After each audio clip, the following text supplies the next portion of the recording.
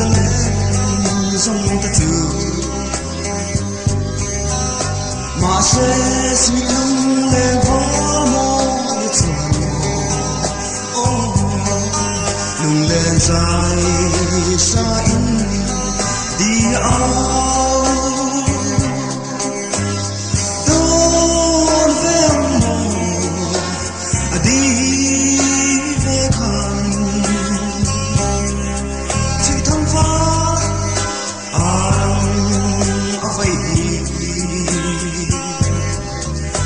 niềm thiêng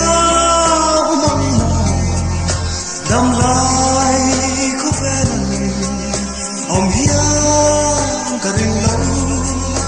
anh em lung lên dòng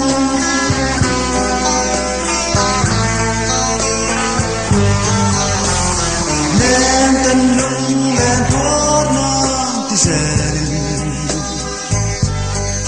giờ tùy ninh dịu đón dài về mà sẽ anh em thấy đón cho em về ôi trả đuổi đuổi lâu nuông ta xin đón về ông đi về khăn chỉ thương pha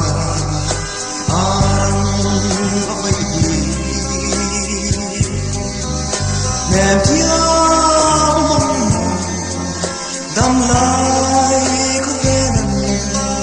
ông hiang cả rừng lâu anh em lung lên dòng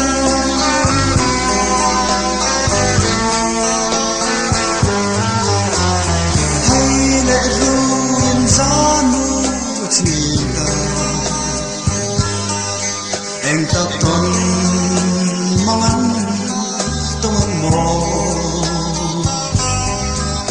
hai anh trong suy lắm vây mà bà bình ôi mong làm anh đã đi về ôn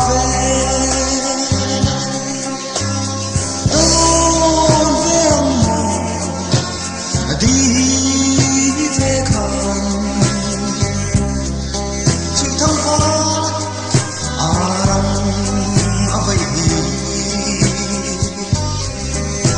niềm thiêng